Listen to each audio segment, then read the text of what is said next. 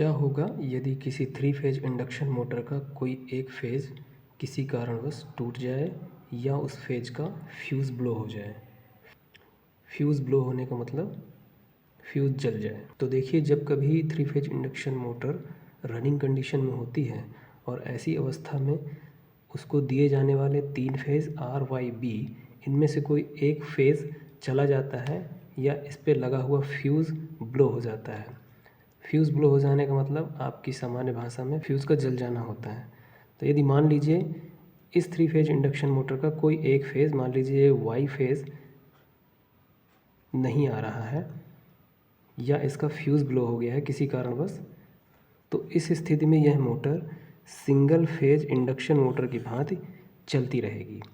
क्योंकि यह motor 3 phase induction motor है और सिंगल फेज की भांति यह चल रही है, तो इसको ऑपरेट करने के लिए जो आवश्यक इनपुट पावर है वो इन 2 फेज़ों से यह मोटर लेना स्टार्ट कर देगी। जिससे क्या होगा कि इसमें प्रवाहित होने वाला जो करंट है वो डबल हो जाएगा। ये करंट हो जाएगा 2IR और बी फेज से जो करंट आ रहा था इसका भी मान 2 गुना हो जाएगा। धारा के मान में इस प्रकार की वृद्धि होने से इसके स्टेटर में स्थापित वाइंडिंग गर्म होने लगेगी और तापमान बढ़ने के साथ ही इस मशीन में लगी हुई जितनी भी सेफ्टी इक्विपमेंट हैं, जैसे थर्मल रिले ऑपरेट होकर के सर्किट ब्रेकर को ऑन कर देगी, जिससे यह मोटर जलने से बच जाएगी।